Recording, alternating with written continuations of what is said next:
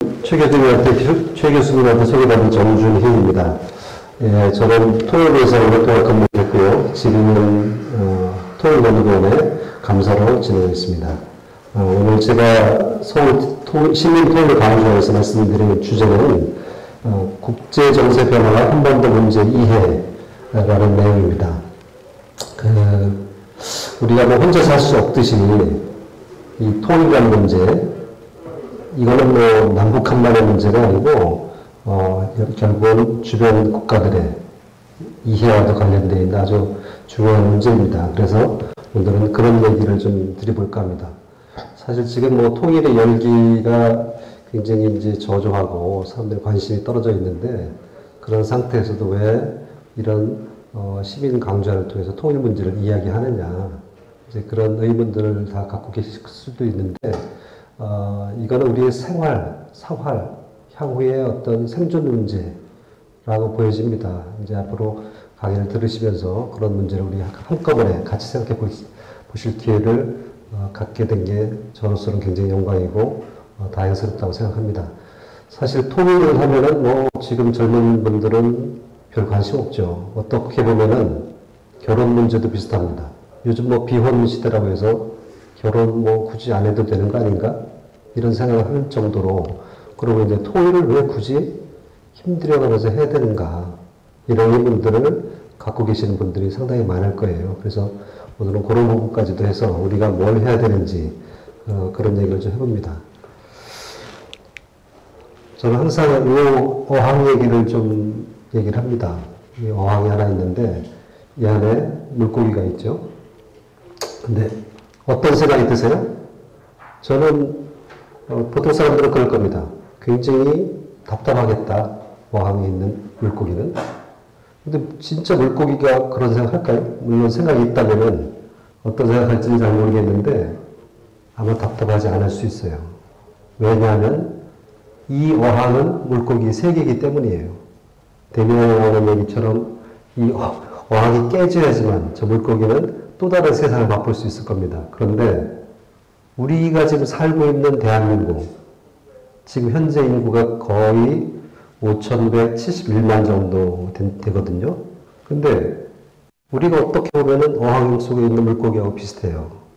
왜냐하면 다른 세계에, 특히 통일이라는 관계에 있어서 생각을 안 해봤기 때문이죠. 그런데 요게 답답한 분들이 계세요. 대한민국 내에도. 그게 저는 그렇게 생각해, 막연하게 1945년도 이전에 태어나신 분들은 좀 답답할 거다.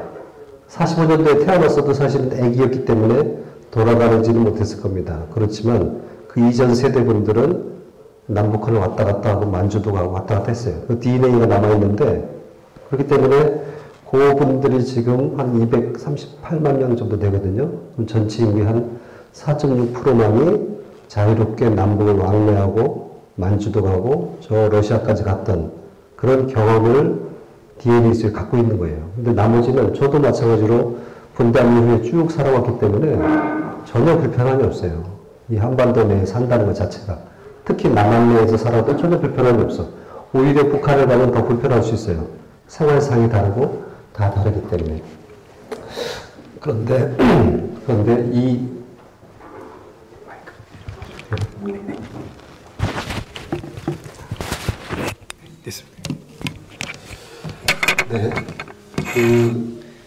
이렇게 한번 생각해 보십시다. 왜냐면 내일부터라도 우리가, 남한에 사는 우리가 5,171만 명이 내일부터 충청남도 이남은 못 간다 라고 생각을 한번 해보자고요. 그러면 사실은 5천만 명이 되게 뭐 충남 이남 지역을 얼마나 1년에 가겠습니까? 그런데도 불구하고 만약에 못 간다 하면은 굉장히 답답할 거예요. 수도권에서만 왔다 갔다 해야 된다고 생각한다면은 너무나 답답할 겁니다. 그와 마찬가지로 45년도 이전에 만주 지역을 자유롭게 왔다 갔다 했던 우리의 선조들은 굉장히 이런 상황이 불편한 거죠. 그래서 이 어항 속에 있는 물고기 같은 우리 존재에 대해서 그분들의 DNA에는 거부를 하고 있는 겁니다. 그래서 오늘은 이 한반도 통일 문제, 이 답답한 이 환경 속에서 벗어나야 되는 문제, 이런 것들 이야기를 할 텐데, 아마 여러분들께서도 외국을 많이 나가실 겁니다. 또는 한국에 가 있는 다른 외국인들하고도 접해볼 기회가 있을 거예요. 주로 많이 받는 질문들이 있을 겁니다. 저도 예전에 어디 외국 나가서 연수를 할 때, 우연히 골프장에 가서 이제 운동을 하는데, 같이 치게 됐던 분들이 젊은 분들이었어요. 어떤 회계사도 있었고, 근데 그분들이 항상 질문해요. 어디서 왔냐면 한국에서 왔다 그러면 통일 문제 꼭 물어봐요. 저는 관계도 없을 것 같은데, 그럼 저는 답을 해야 되죠. 근데 보통 분들도 다마 대개 이런 질문들을 받을 겁니다. 그 중에 하나를 제가 뽑아봤는데, 17년도 4월 달에 미중 정상회담이 있었습니다. 그때 당시에 미국 대통령이 트럼프, 그리고 중국은 시진핑 주석. 그런데 무슨 얘기가 오갔는지 몰라도 월스트리트 저널에서 나온 이야기가 시진핑이 한국은 오랫동안 중국의 속국이었다 라고 얘기를 했답니다. 거기에 대응한 이 트럼프의 답변은 소개되지 않았어요. 그런데 그해 11월 달에 트럼프가 대한민국에 왔어요. 와서 의회에서 연설됐죠. 그때 트럼프가 우리 문재인 대통령한테 질문을 했어요. 한국은 꼭 통일해야 합니까? 우리 대통령이 어떻게 답했는지는 그것도 안 나와 있어요. 어쨌든 이런 질문들을 항상 우리는 받고 살고 있는 거예요. 분단 국가이기 때문에. 그래서 과연 어떻게 우리가 답을 했는지 잘 모르겠어요. 그렇지만 여러분들이 다 겪을 수 있는 이런 질문들이 있다는 거. 그리고 2008년도에 푸틴 지금 러시아 대통령이 이야기를 한 게 우크라이나는 진정한 국가라고 볼 수가 없다. 자기네 일부다. 그러고 나서 지금 벌어진 현상들이 2022년도 2월 24일 날 침공을 했잖아요. 또 티벳과 관련해서 모택동이가 한 얘기가 있어요. 중국의 영토다. 49년도. 그러고 나서 1년 있다가 침공을 했어요. 그때 시기가 6.25 전쟁 시기였어요. 6.25 전쟁 시기에 10월 25일 날 감독강 넘었죠. 중국군이 넘어서 숨어 있었다가 나중에 이제 이게 전쟁이 됐는데 10월 10일 날 티벳을 침공했어요. 그러니까 이제 사실 한국 전쟁 때문에 티벳이 중국에 넘어가는 그 문제에 대해서 국제적으로 어떤 시야를 갖다 이렇게 시선을 못 받은 거죠. 어쨌든 이 얘기가 뭐냐?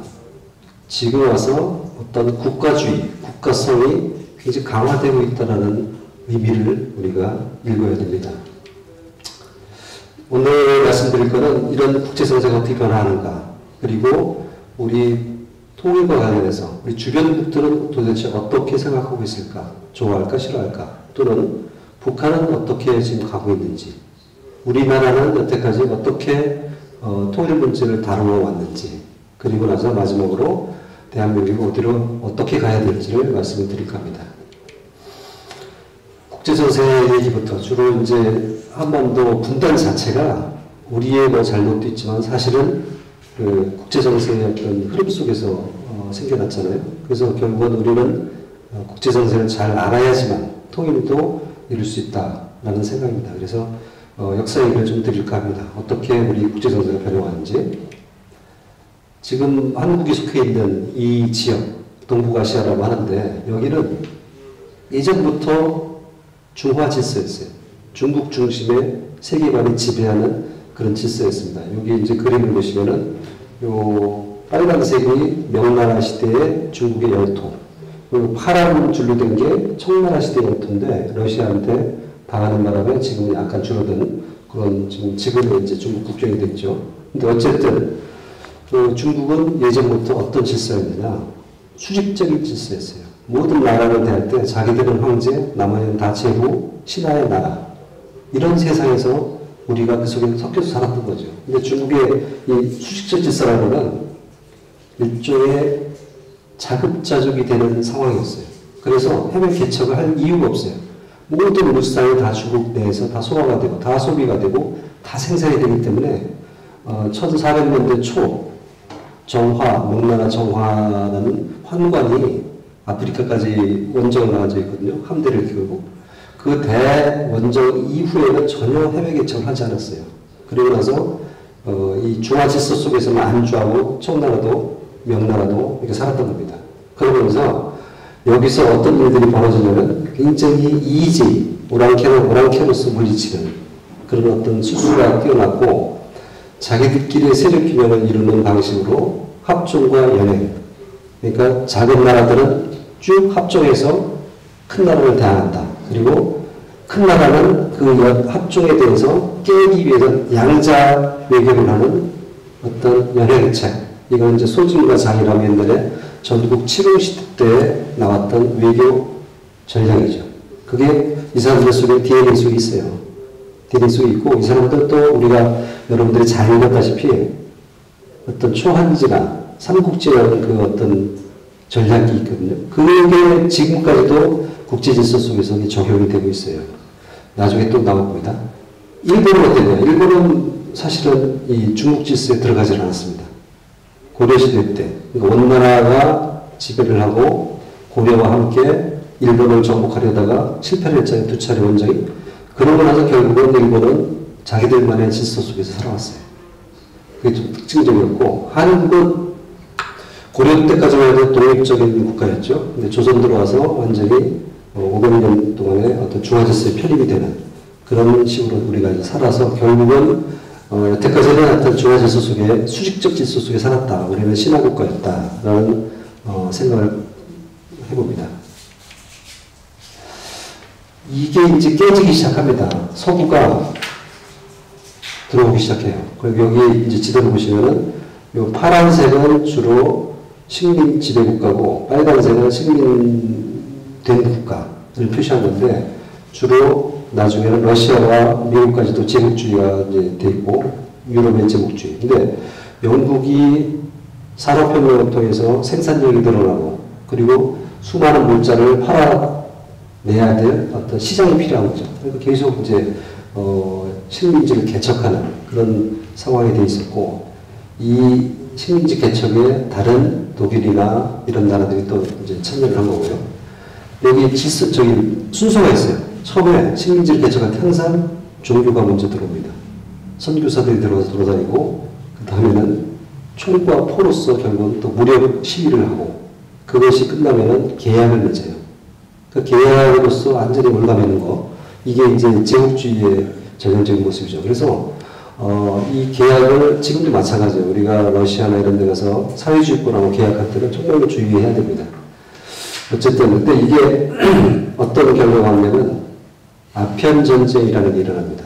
그러니까 이제 영국이 중국의 차에 빠져가지고 계속 차를 수입하다 보니까 오늘 계속 중국으로 유입이 되는 거예요. 그러다 보니까 자기네 재정이 고갈이 되니까 그걸 만회하고자 아편을 팔아먹기 시작해서 결국 중국 사람들 한 25% 정도가 아편에 물들게 되는 그런 상황이 벌어지니까 결국은 뭐 중국에서 그렇게 감당할 수 없죠. 청나라 조정이 아편을 금하게 되고 그 아편 금하는 거에 대해서 이제 반발을 하고 해서 전쟁이 나요. 근데 이 전쟁이 말이 아편 전쟁이지 사실은 질서의 부딪힘이에요. 그래서 이 아편 전쟁 1842년도에 끝나고 난징 조약을 맺는데 그게 뭐냐? 이게 중국한테는 트라우마로 남은 겁니다. 과거에는 자기들이 황제국, 다른 나라는 다 제국이었는데 이게 영국한테 졌거든요. 나머지 그 두 번째 아편 전쟁은 7개국한테 또 공격을 받아가고 텐진 조약을 또 맞아요. 그러면서 중화질서가 깨집니다. 이제는 수평적인 어떤 관계로서 조약도 맺고 결국 계약이잖아요. 그런 식으로 자기들의 기존 체제가 무너진 거죠. 그러고 나서 거의 반식민 상태로 들어갑니다. 여기 이제 그림도 보시면은 일본은 조선반도와 밑에 대만, 후조 쪽을 차지하고 밑에는 프랑스, 중국은 중간지대는 상하이부터 저기서 다 영국, 독일은 요 삼본반도 쪽 이런 식으로 거의 영향권이 달라지고 그 위쪽은 또 다 러시아가 또 세력을 펼치는 중국이 거의 반식민 상태가 되고 아편 전쟁 이후에 그 트라우마가 지속된 겁니다. 근데 일본은 근대화에 성공을 해요. 근데 근대화 성공이 여러 가지가 있겠지만 그 중에 하나는 출판업의 발달이라는 얘기가 있습니다. 그리고 또 한 가지는 조선으로부터 데려간 그 도자기, 도공들을 그 이후에 그 도자기를 발전시켜서 그것에서 나오는 그것이 결국은 일본 근대화의 어떤 밑바닥이 됐다라는 말이 있습니다. 어쨌든 일본은 성공을 했어요. 성공하고 자기들은 아까도 말씀드렸다시피 중국 질서가 아니었잖아요. 자기들은 사실 유럽이다라고 생각해요. 그래서 일제시대 때도 이 혈액형까지도 조사를 해요. 그래서 뭐 자기네 혈액형은 구라파초가 가깝다 뭐 이런 식으로 이제 뭐 그런 연구 결과도 낼 정도로 탈아 입구 아시아를 벗어나서 자기들은 유럽으로 간다. 이게 자기들의 어떤 DNA에서 심으려고 했던 거죠. 그래서 그러면서 자기들 위치는 동북아시아이기 때문에 대동아 공영권을 통해서 자기들이 다 먹겠다라는 제국주의적인 발상을 갖고 있는 거고, 나머지 이제 필리핀, 인도차이나도 다 프랑스나 이런 데 미국 쪽에 식민지가 되는 이런 동북아시아의 순환 시대가 벌어질 겁니다. 이후에 2차 세계대전이 끝나고 결국 또 다시 냉전 시대로 이제 가게 되잖아요. 여기서 우리가 이제 분단이 된 거죠. 분단이 되면서 이 냉전으로 갈 때 조지 캐논이라는 미국의 외교관이 있었어요. 오랫동안 러시아 전역을 했고 소련 대사관에서 근무를 하다가 긴 텔레그래프를 써서 봉쇄를 해야 된다.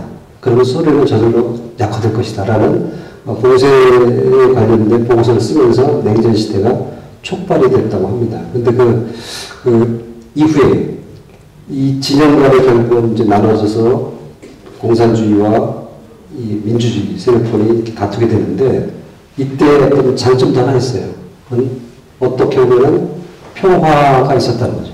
양 진영 간에 크고 작은 전쟁이 줄었고 평화가 있었고, 그 대신 그 진영 내에서의 어떤 성장이라는 것들이 있었어요. 그런데 이제 이게 또 흔들리게 되죠. 세상은 계속 변화하다 보니까 1970년대가 되면서 어떤 현상이 벌어지냐면, 그동안의 사회주의 계획 경제가 굉장히 고속 성장을 하다가 이제는 드디어 한계에 도달한 겁니다. 그러고 나니까 소련은 장기적으로 침체에 들어가고, 중국은 이제 서서히 꿈틀거리기 시작하고, 근데 미국은 힘이 드는 거예요.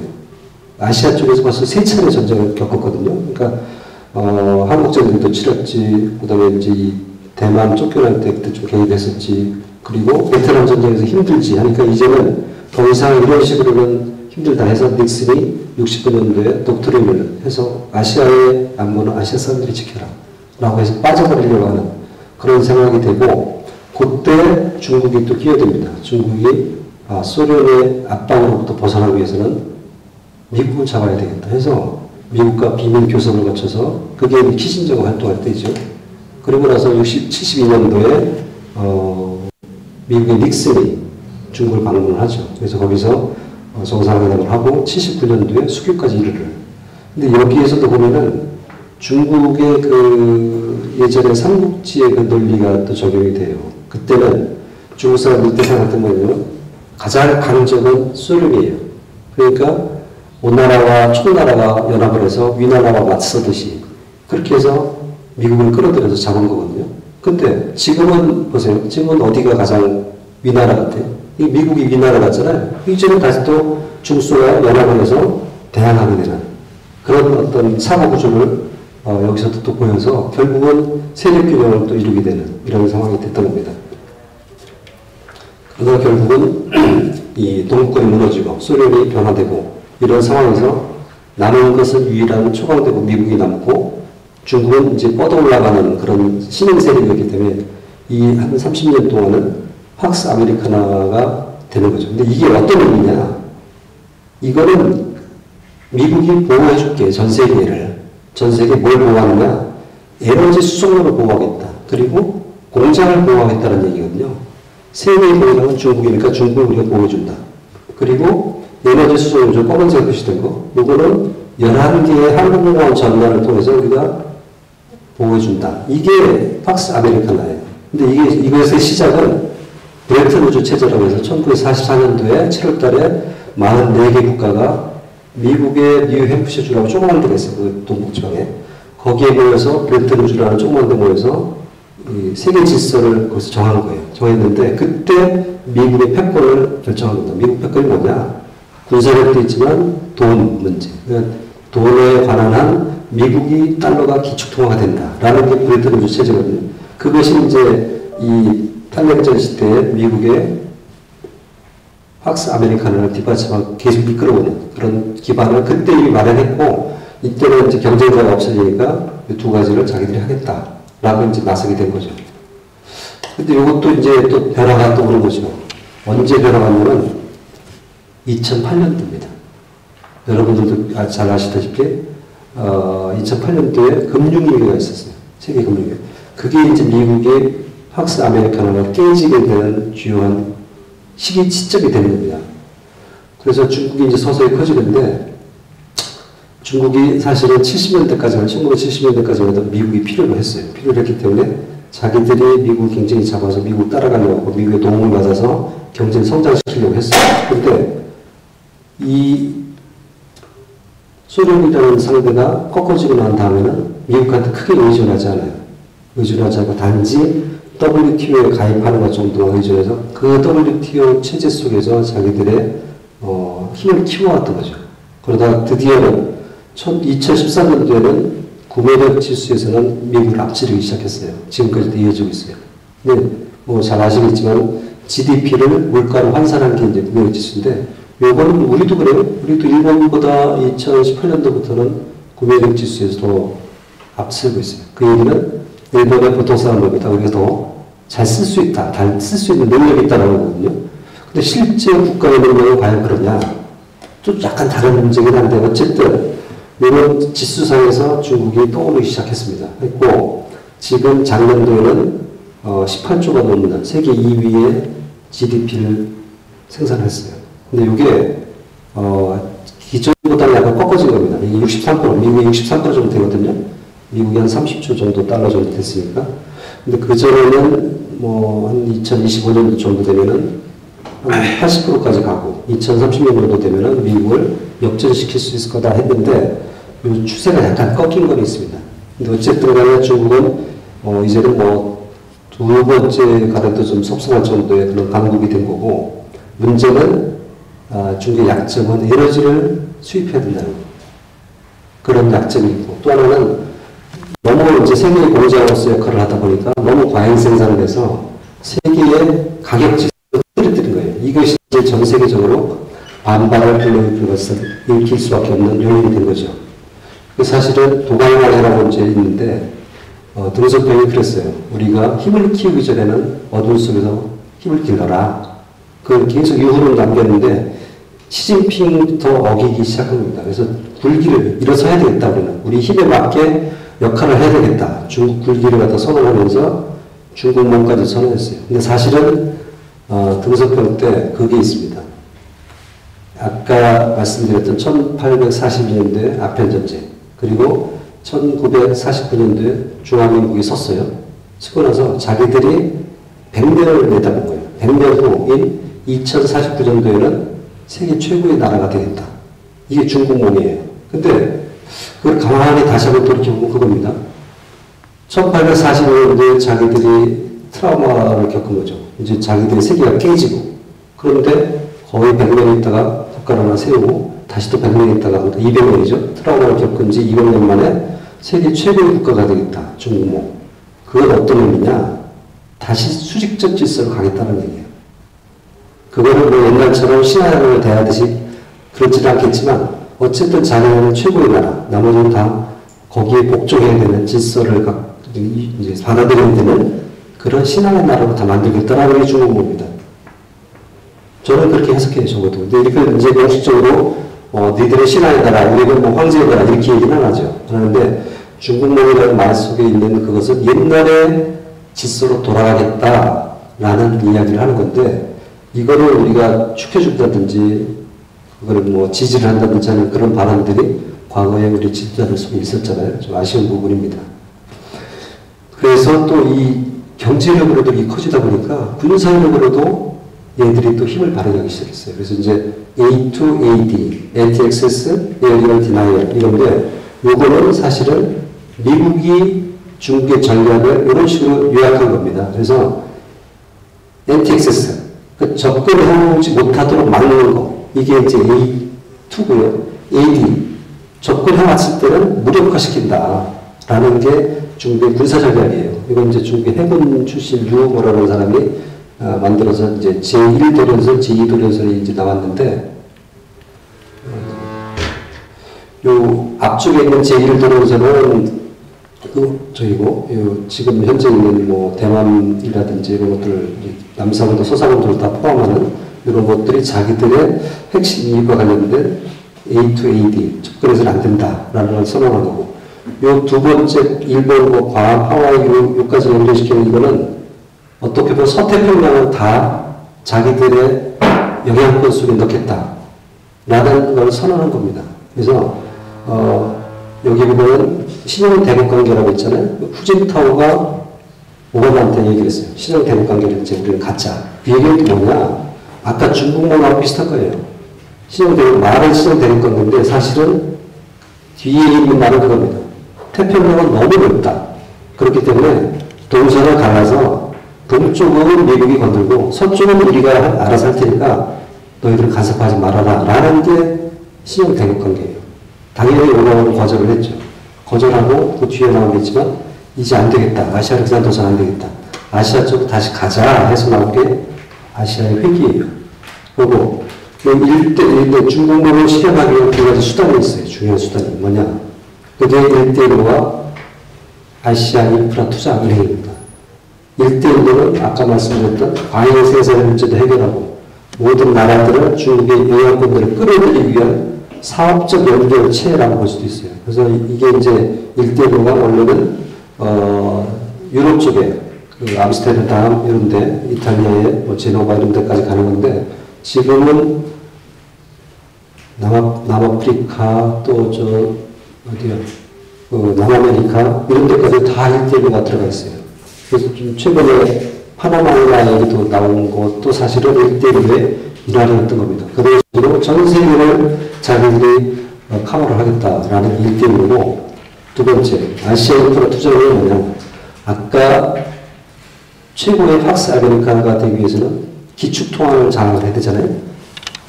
그거를 연습하는 게 아시아 인프라 투자 은행이에요. 그래서 세계 은행을 갖다가 한번 다뤄보겠다. 이걸 통해서 한번 전 세계의 돈의 흐름을 갖다가 연습을 해보는 거. 이건 제 표현입니다. 그냥 연습한다고 누가 한 적이 없어요. 그것이 아시아, 이 두 가지를 통해서 2049년도까지 자기들이 세계 최고의 국가가 되겠다라는 게 중국의 발상입니다. 그리고 또 득지가 커지다 보니까 이제 서사권도 남사권도 영해권 문제도 동참이 됩니다. 특히 남사권도, 저거는 필리핀에, 말레이시아라고 써있는 그 브루나이 위쪽의 섬들에 대해서 굉장히 중국하고 떨어져 있잖아요. 그런데도 자기네 섬이라고 예전에 명나라 또 그때 이전에 역사적 기록을 집착하면서 이게 다 우리 거였다라고 해서 지금 6개 국가하고 분쟁을, 5개 국가하고 분쟁을 일으키는 그런 상황입니다. 조금 더 설명드리면, 아까 1대1로 말씀드렸잖아요. 시안 가는 데부터 저쪽 노트르담까지 가는, 여기 이제 기본 라인이고, 이 파란색 이 해상으로 가는 1일로, 요거는 이제 라펠까지 다 이제 커버를 해서, 중국의 영향권 내에 두겠다라는 발상입니다. 근데, 이 오른쪽 그림을 보세요. 오른쪽 그림을 보시면 이게 북극항로의 해방이거든요. 중국이 가만히 보니까 해양에 대해서 너무 무시해왔다. 예전에 정화함대의 아프리카 원정길 이후에는 전혀 신경을 안 쓰니까 결국 아편전쟁까지 오는 트러블을 겪지 않았느냐. 이제는 해양으로 다 뻗어나가겠다 하는 게 아까 1대1의 일환이고, 이제는 북극해도 가겠다는 거거든요. 근데 북극해는 뭐 여러분들도 잘 아시다시피 북극해 항로를 이용하면 시간이 굉장히 절약이 돼요. 그래서 만약에 여기 부산에서부터 현재 항로 수의정을 통했다. 그러면 한 70일 정도 걸린다. 이러면 이제 또 희망으로 돌아서 아프리카 끝으로 돌면 또 한 30일이 더 걸리거든요. 북극으로 가면 40일이면 돼요. 그러니까 북극항로가 어려웠을 때는 못 가지만 풀려있을 때는 여기를 이용하는 게 굉장히 상업적으로도 유리한. 그래서 북극해를 관리하는 북극해 이사회가 있어요. 8개국인데 거기에 뭐 북극과 관련된 나라들이 다 포함되어 있죠. 스웨덴, 핀란드, 그린란드, 덴마크, 러시아, 미국 다 있어요. 있는데 중국이 거기에 들어가겠다는 거죠. 사실은 북극 이사회 8개국이 있고 그 다음에 12개국의 옵저국가 있어요. 한국, 일본, 중국은 옵저버 국가입니다. 근데 이제 옵저버를 넘어서 자기들이 그 안에 들어가겠다. 최근에 그린란드를 트럼프 대통령이 사겠다고 막 그렇게 왜 뜬금없이 그린란드냐? 이거는 굉장히 중요한 함의가 있어요. 북극에 대한 영향권을 주장하기 위한 어떤 그런 함의도 있고, 그린란드에 포함되어 있는 자원을 갖다 캐치하겠다는 이것도 있고, 굉장히 전략적인 이야기를 하고 있는 거예요. 캐나다도 마찬가지예요. 캐나다도 다 러시아를 포위하는 그 지점이 있잖아요. 캐나다, 그린란드, 이런 것들이 다 북극을 둘러싸고 있는 러시아를 압박할 수 있는 요지. 어떤 지정학적인 측면에서 굉장한 의미가 있는데, 그냥 막 지르는 얘기가 아니라 그런 정도의 이야기가 있는 거예요. 어쨌든 다 그걸 알고 있는데, 본격적으로 나섰다는 게 이제 문제인 거죠. 그리고 아까 잠깐 말씀드렸다시피, 조용히 힘을 기르는 게 아니라 이제는 막 좀 불기하게 되는 이유가 뭐냐. 2008년도에 금리 얘기를 자기들이 미국에 도움을 줘서 해소를 시키고, 근데 2009년도에 무슨 일이 있었냐면, 군사위성을 개발을 했는데, 중국이. 킬러 위성이에요. 위성을 파괴할 수 있는. 그 능력을 자기들이 확보하고, 뇌일건, 항모 파괴 위성, 이런 것들을 갖추게 되니까, 이제는 자신이 있다. 미국하고 상대에 자신 있다. 이러니까 이제 이쪽으로 일어난 겁니다. 그래서 사실은 지금도 미국의 11개 항공모함 전단을 이길 수 있는 방법은 없지만, 자기들이 항모를 파괴할 수 있는 미사일이나 수백 기를 갖고 있으면 다 무력화시킬 수 있다. 이런 생각에서 지금 이제 미국하고도 거의 대등하게 군사력을 겨루고 있는 거죠. 그러고 나서 이제 미국하고는 나의 이제 무역과 군용 전쟁도 불사할 수 있다. 하고 이제 나서고 있는 겁니다. 과거에 모택도에 한 얘기가 있어요. 저 뭐냐. 키신저하고 비밀리 이야기를 하면서 소련에 대해서 이야기한 겁니다. 소련이 핵으로서 공격을 해서 3억 명이 죽어도 우리는 싸울 거다. 그게 중국이다. 그때 당시에 70년도에 당시에 중국이 뭐 8억 명 정도를 추산을 했는데 8억 중에 3억이 죽어도 우리는 싸울 거다. 그러니까 미국 니들 우리를 우습게 보지 말아라. 라는 이야기를 키신저한테 한 적이 있어요. 그것이 지금 와서 이제 미국한테도 똑같이 적용이 돼서 싸우려고 하는 거죠. 미국이 이제 변하기 시작했어요. 예전에는 어떤 생각했냐. 중국을 WTO 체제에 끌어들이고 잘 경제를 성장시키면은 다원화된 체제, 민주화된 체제가 될 거다라고 생각을 했어요. 근데 중국은 오히려 더 견고한 공산주의 체제를 가고 있으니까 이게 아닌가 보다. 이제 우리가 잘못 생각했다. 이래서 이제 변화하기 시작한 거고, 이제는 다시 보고세를 해야 되겠다. 라고 해서 지금 이제 또 바뀌고 있는 거고, 아까 말씀드렸던 아시아 회귀 전략도 비슷한 겁니다. 신형 대국가들이 주장을 하니까, 이제는 너무 안 되겠다. 다시 아시아를, 미국이 좀 신경 써야 되겠구나. 라는 생각에서 이렇게 좀 변화되기 시작한 겁니다. 그러면서 자기들만의 힘은 더 부족하니까, 일본한테도 좀 기대서 역할을 좀 나눠서 해야 되겠다라는 생각을 미국은 당연히 하게 된 거예요. 근데 여기에 지금 우리나라도 마찬가지지만 대만 해역을 통과되는 하루의 월요 수송량이 1,100만 배럴 정도 됩니다. 이게 세계적으로도 한 30%가 여기를 통과해요. 굉장히 지역적인 요지인데 여기에 이제 분쟁이 결국은 이제 패권 전쟁으로도 연결될 것이고 우리의 어떤 사활로도 같이 결정된 문제입니다. 미국이 이제 저렇게 오바마 때 돌아오긴 했는데 그래도 뚜렷한 전략은 없었는데 미국이 인도태평양 전략이라고 트럼프 때 나왔거든요. 이게 2017년도 얘기인데 사실은 인도태평양 전략이 나오기 전에 이건 일본의 걸 참고한 거예요. 일본의 아베가 2012년도에 인도태평양 구상이라는 말을 쓰면서 이 중국을 갖다가 약간 경원시하는 그런 전략을 핀 것을 트럼프가 차용한 거예요. 트럼프한테 팔아먹은 거죠. 근데 일본은 왜 그랬을까? 2010년도에 히토리 보복을 했어요. 중국이. 그러니까 일본이 이대로 가다가는 일본이 중국한테 종속이 되겠구나 이런 생각을 하고 그것을 벗어나는 방법으로서 아베가 내세운 게 인도태평양 구상이었어요. 그래서 그때 당시에 저는 이제 이런 중국의 사회과학원 부원장한테 2018년도 4월달에 들은 이야기인데 2010년도만 해도 중국과 일본의 무역 관계의 의존도가 일본의 의존도가 27% 정도 됐다는 거예요. 근데 2018년도 벌써 4월달에 10% 미만으로 떨어졌대. 8년도 안 돼서 일본은 그 중국의 의존도를 거의 20% 이상을 떨어뜨린 거예요. 그래서 그게 인도 태평양 지역으로 나간 겁니다. 나가고 이거를 이 구상을 트럼프한테 임명을 시켜서 전략으로 바꿔서 여기를 미국을 끌어들여서 중국을 견제하게 되는 그런 식으로 한 거죠. 이게 이제 미국이 이제 힘 빠지는 게 그 비중, 무역 비중을 보면 굉장히 떨어지고 있다는 걸 알 수가 있어요. 예, 그런 상황에서 지금 이라크, 아프가니스탄, 우크라이나 계속되는 전쟁과 개입과 그러다 지금 이제 이스라엘 전쟁, 우크라이나 전쟁까지 다 연결이 되면서 이 미국이 전략을 어떻게 가져갈 것이냐라는 거에 대해서 굉장히 혼선해지고 있는 상황입니다. 지금 또 특히 이제 트럼프가 나와서 미국 우선주의를 또 부르짖고 있잖아요. 근데 이것의 또 배경은 뭐냐? 미국이 힘이 세진 거예요. 아까 여기 이제 그래프를 보시면은 미국 원유 생산량 추이가 있는데 요 23년도까지만 제가 그림을 봤는데 24년도에는 1320만 배럴 하루에 생산. 세계 최대의 원유 생산 국가가 미국이에요. 우리도 사우디보다 미국으로 더 많이 사와요, 원유를. 현재. 그러고 있는데 왜 그러냐? 시엔 혁명이라는 게 일어났어요. 2014년도에 셰일가스라고 들어보셨을 겁니다. 그 바위 속에 가스와 기름이 있는데 그거를 그전에는 그 캐내는 경제성이 없었어요. 근데 그거를 경제성 있게 캐내는 기술이 개발됨으로써 그걸 캐내기 시작했어요.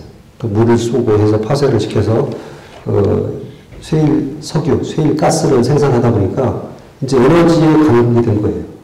그래서 그러다 보니까 중동의 가치가 떨어졌어요. 이제 뭐 우리가 굳이 그 에너지 수송로를 보호하지 않아도 되겠는데 이런 생각을 미국이 하기 시작한 겁니다. 그러다 보니까 이제 우리끼리 살아도 되겠다. 굳이 뭐 중동 필요 없겠네. 기름도 우리가 많이 나고 석유도 많이 나고 그러니까.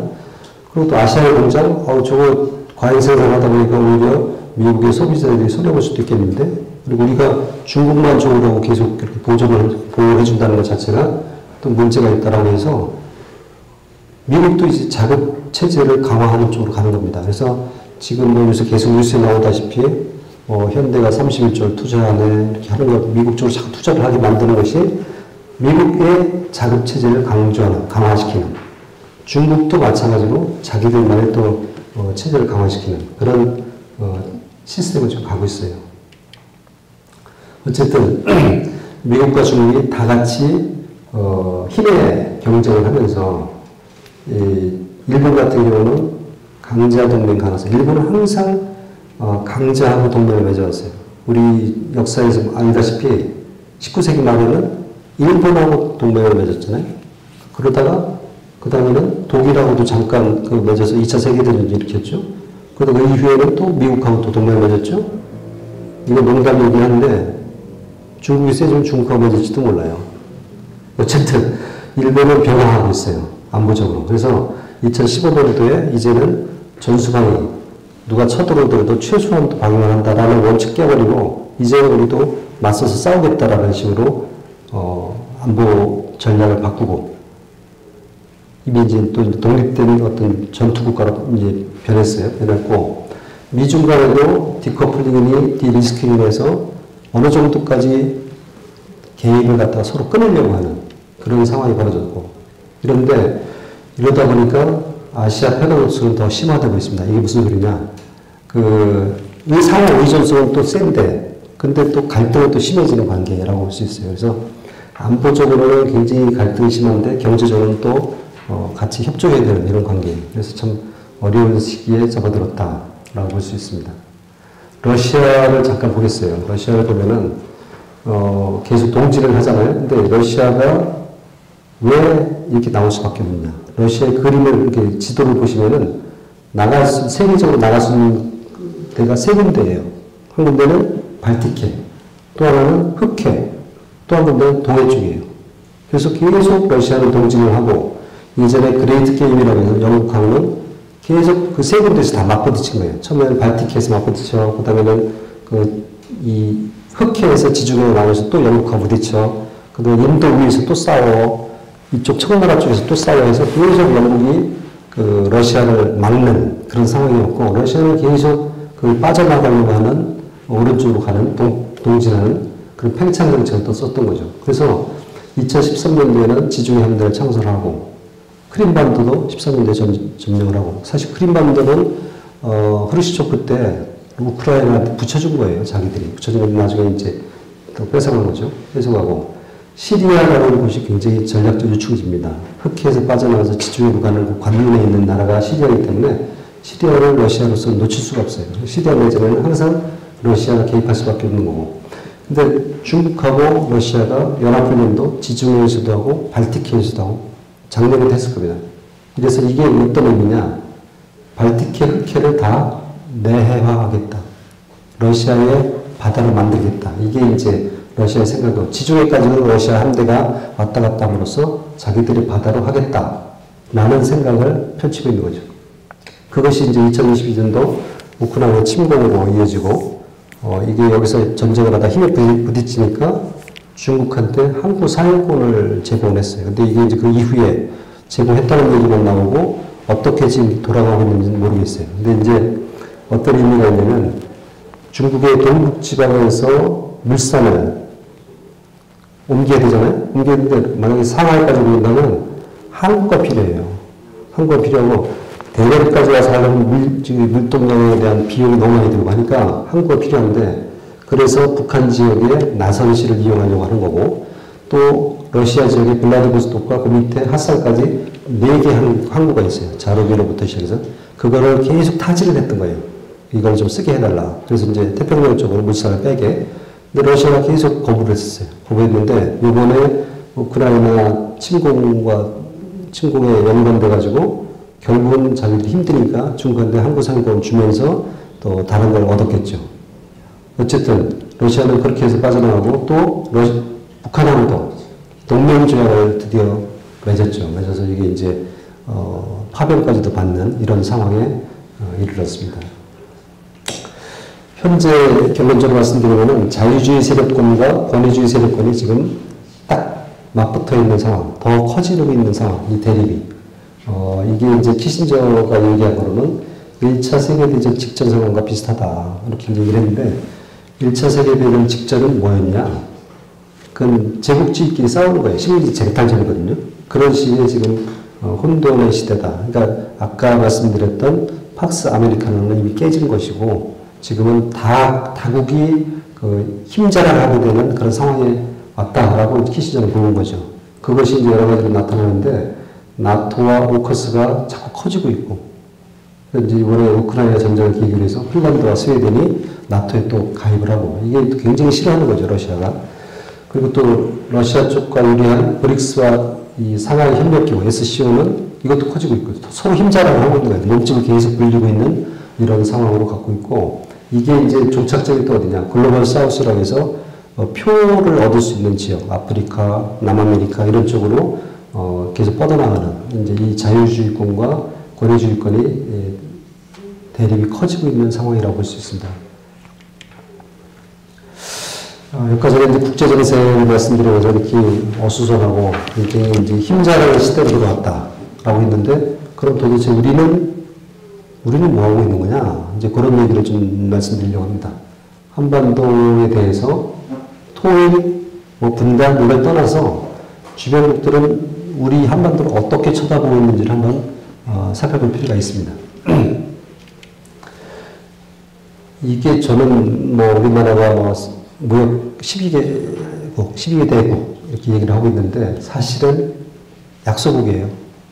주변의 사국에 비하면 약소국이기 때문에 약소국의 위치, 어떤 일이 있는지를 잘 알 필요가 있다. 역사적으로 볼 때도. 약소국의 특징은 뭐냐? 남의 손에 우리 운명이 있다는 거죠. 우리 운명은, 우리 목줄을 다른 사람이 쥐고 있다. 이게 약소국이에요. 그래서 임진왜란 때부터 벌써 한반도 분화의 얘기가 많이 나왔어요. 그래서 고니시 유키나가하고 11개위가 평양에서 만나서 얘기한 게, 대동강선에서 잘라서 전쟁을 끝내자. 임진왜란을 끝내자. 이게 벌써 그때 나왔어. 그러고 나니까 고니슈키나가의 그 경쟁자인 가토 기요마사가 거기 또 끼어들었어. 함경도와 평안도 할지 않으면 이걸 끝내자. 이런 식의 또 조건을 갖다 또 붙이는 거예요.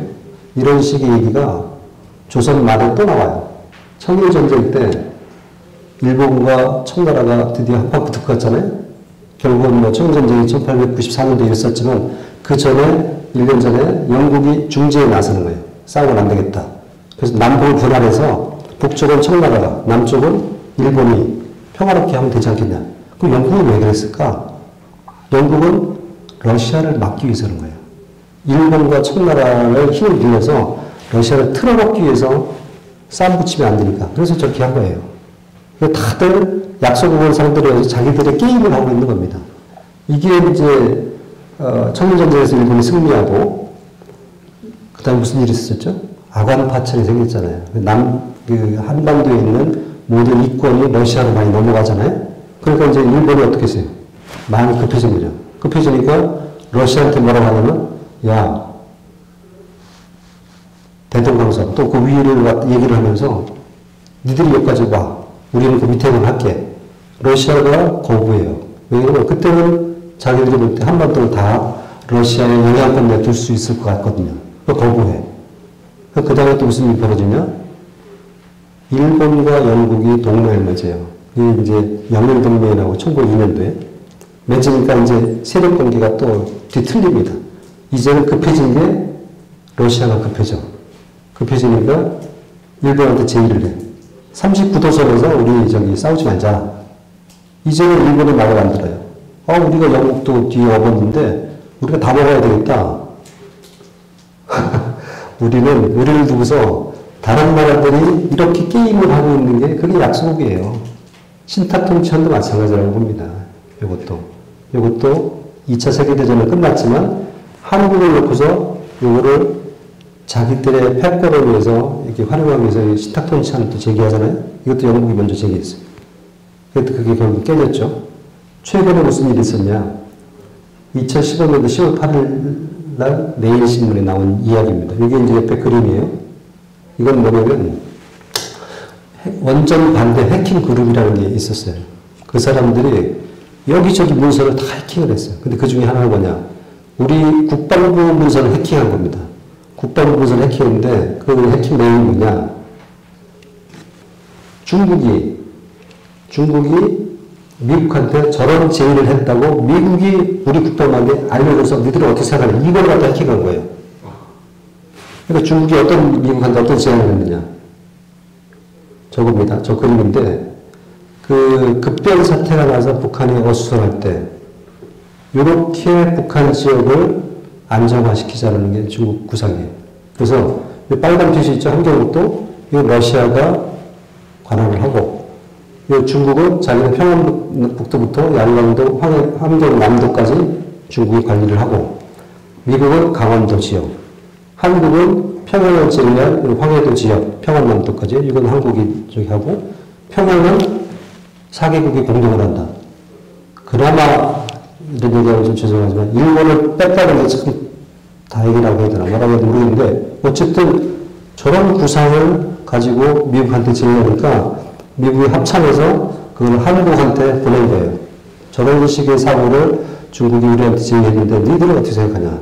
그거가 해킹당한 거예요. 당연히 국방부에서는 그런 일 없다라고 이제 부인할 수밖에 없는 건데, 저는 이것이, 사실일 가능성이 많다라고 생각을 하고, 그 다음에 이런 발상들이 강대국을 통해서 계속 되고 있다. 우리는 항상 이런, 위상에, 그 정도 위상밖에 안 되는 것이다라는. 잠깐 말씀드릴까요?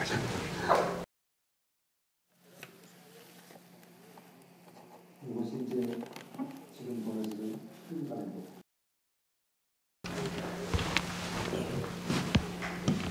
잠깐만 쉬어야 되겠네요. 이게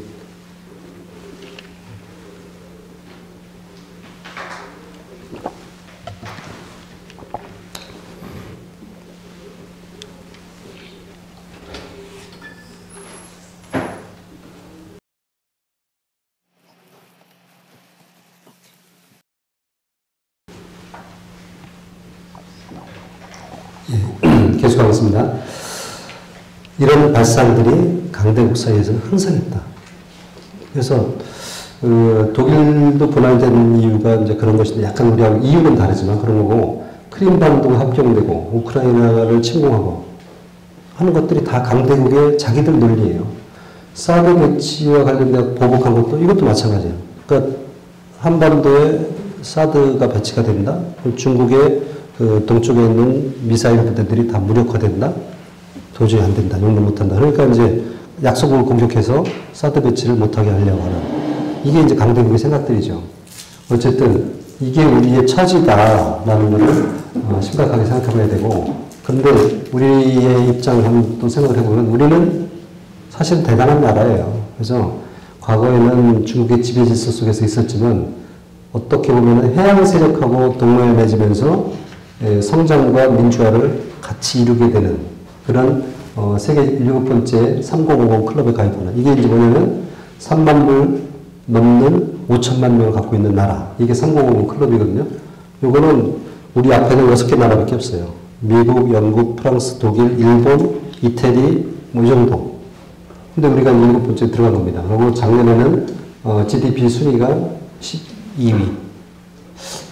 참 대단한 거죠. 근데 지금은 오히려 여건은 더 악화됐다라고 저는 봅니다. 핵 문제 때문에 또 강대국의 입김을 불러일으킬 수밖에 없는 그런 상황이 된 거. 그것도 미중 간에 또 패권 경쟁하는 상황이 우리한테 또 굉장히 또 불리하게 작용하는 이런 상황으로 갔다라고 봅니다. 미국은 도대체 우리를 어떻게 생각할까? 이거 아까 제가 잠깐 말씀드렸던 조지 캐넌 같은 그 봉쇄정책의 어떤 선구자, 그 사람이 볼 때는 한국은 가치가 없는 나라예요. 전략적 가치가. 우리는 대단히 전략적 가치가 있다고 스스로 평가를 하고 있잖아요. 근데 그렇지 않아요. 처음에 조지 캐넌 이전에는 어떤 생각이 있었냐면, 중국이 보니까 굉장히 땅덩어리도 높고 물상이 많은 것 같거든요. 그러니까 미국 애들이 오다가 보니까 일본이 있어요. 일본이 이게 가치가 있구나. 왜냐면 일본에서 연료를 공급받았거든요. 연료 기착지로서의 일본. 일본 가치를 그때 느꼈어. 근데 좀 더 가다 보니까 조선이 있네? 이건 뭐지? 연료는 다 넣었는데? 휙 지나간 거예요. 그런 정도의 생각이었어요, 예전에는. 그러니까 크게 일본이 있으면 됐는데 굳이 조선, 중국? 이런 식의 이제 생각이 조지 캐넌한테도 이어졌는지는 모르겠지만, 조지 캐넌이 한국의 전략적 가치에 대해서 별로 생각 안 했어요. 그것이 이어져서 에치슨 라인까지도 갔다는 뭐 얘기도 있어요. 근데 진짜 그런지는 잘 모르겠고. 어쨌든, 미국이 볼 때 한국의 가치는 그렇게 크지 않다. 그냥 천병? 그 정도? 뭐 그 정도. 그래서 저는 그렇게 봅니다. 이건 뭐 제 생각이니까 또 반론이 있을 수 있어요. 1945년도에도 저는 한반도에 정책이 없었다. 1950년도에도 한반도 정책이 없었다. 근데 1950년도 전쟁 났을 때 중국이나 소련은 정책이 있었잖아요. 통일. 조카 통일이잖아요. 근데 미국은 그냥 이거 세계대전 안 나면 되는데 이 정도 생각이었지, 한국을 뭐 하나로 만들겠다, 두 개로 이게 없었어요. 근데 중국이나 이스라엘에 대한 미국의 정책은 분명히 있어요. 중국, 하나의 중국이에요. 이스라엘과 팔레스타인 두 개의 독립된 국가예요. 잘 실천이 안 돼서 그렇지. 근데 한반도에 대해서 원 코리아? 그거 확정된 게 별로 없어요. 저는 없다고 봐요. 그래서 이게 우리가 알아야 되는 중요한 포인트다라고 생각하고, 그래서 한미동맹이 도대체 뭐냐? 어떻게 나가야 되냐? 지금은 우리가 힘없을 때는 약간 변화를 줘야 돼요. 글로벌 동맹으로. 요것도 또 이제 논쟁거리가 되는데, 글로벌 동맹이라는 얘기는 여러 군데 개입할 수 있다는 얘기거든요. 그러니까 주한미군을 한국에 묶어두는 게 아니라 여기저기에 투사할 수 있는 거. 그게 글로벌 동맹이에요. 그래야지만 미국의 온전한 지원을 받을 수 있지. 한국에 묶어두겠다 이러면 자꾸 빼려고 그러죠. 하여튼 뭐 그런 문제. 어쨌든 미국은 우리를 여태까지 그런 식으로 생각해 봤다라는 거고, 중국은 한국을 어떻게 생각할까요? 요거는 전형적으로 EEJ예요. 남북한이 갈라져 있으면 엄청 좋은 거야. 남쪽을 찔러서 북쪽을 견제하고 북쪽을 찔러서 남쪽을 괴롭히는, 그게 중국한테는 굉장히 좋은 관계죠. 그리고 한반도는 중국의 머리를 노리는 망치다라는 생각이 있다고 합니다. 그래서 청나라 때도 그렇고 원나라 때도 그렇고 계속 한국을 어떻게 생각하냐면 한국을 잘 다루는 사람이 중국 정가에서 승승장구해요. 일본도 마찬가지예요, 사실은. 근데 요 그림을 보시면은 잘 보세요. 여기에 낮은 선봉이라고 있죠? 거기서 상하이로 이렇게 금이가 있잖아요. 여기에 3번에 걸쳐서 석탄을 15,000톤씩 상하이로 날른 적이 있어요. 박근혜 정부 때. 왜 그랬을까? 항로 개척 차원에서 그런 거예요. 근데 항로로 개척을 그렇게 만약에 진짜로 했다고 쳐봐요. 그 다음에 어떤 현상이 벌어지냐? 대한해협을 통해서 중국의 동북지방의 항로가 상하이로 빠지는 항로가 개척됐다. 그럼 그 다음에 뭐가 오느냐? 군함용입니다. 항로 보호를 위한 군함용. 그 다음에는 군용기도 왔다 갔다 할 거예요. 그 얘기는 또 뭐냐? 동해가 중국 바다다. 라는 의미를 갖고 있는 거예요. 이미 서해는 중국 바다나 다름없어요. 그러니까 여러분들 속에서 황해라고 말하시는 분들 계신데 저는 고쳐야 된다고 생각합니다. 그건 중국식이에요. 중국이 황해라고 그러지 한국 사람들이 황해라고 하면 안 되는 거예요. 서해라고 해야지. 근데 어쨌든 서해에는 미국 군함도 못 들어가고 우리의 군사훈련도 못하게 압박을 넣고 요새는 뭐 그 이해도 근처에다가 뭐 하나 세워놓고서 또 자기들 양식 뭐 기지라고 했는데 어쨌든 서해는 이건 중국 거야 라고 있는 게 지금의 중국 생각인데 저렇게 항로까지 개척이 되면 어떤 현상이 벌어져? 동해도 이제 중국 거다 라고 하려고 하는 그런 노림수가 있는 겁니다. 있고 이쪽에 죄송합니다. 요 혼슈하고 홋카이도 사이에 이 해역이라고 할까요? 거기에 중국과 러시아가 가끔씩 1년에 한두 번씩 군함이 통과해요. 통보를 안 하고 통과합니다. 그거는 국제법에 어긋난다고 하는데 일부러 그러는 거예요. 왜냐면 자꾸 거기를 통과함으로써 태평양으로 지나가는 길을 뚫겠다라는 거거든요. 그러니까 굉장히 전쟁만 안 하고 있지 사실은 다 자기들의 이익을 위해서 모든 활동들을 하고 있는 거예요. 그리고 독도 근처에서 중국과 러시아가 연습을 하잖아요. 군사 연습하죠? 거기에 북한도 아마 낄 겁니다, 나중에는. 그런 식의, 우리를 둘러싸고 있는 위기들이 굉장히 많아요. 그리고 매해가 되면은, 그 다음에 어떠냐. 제2의 핀란드와, 제가 이제 핀란드한테 좀 죄송하긴 한데, 핀란드는 자기네 그 자주권을 유지하기 위해서 사실 군사와 외교권을 러시아한테 일부 양보를 했어요. 그러면서 독립을 이룬 거거든요. 그러니까 국외지책을 했는데 중국도 한반도를 저렇게 만들려고 한 거예요. 외교권을 무력화시키고 한국의 군사권을 갖다 무력화시키는 그게 이제 사드 배치부터 나와 있는 그런 현상들이 다 제2의 핀란드화를 노리고 있는 거다라고 보시면 됩니다.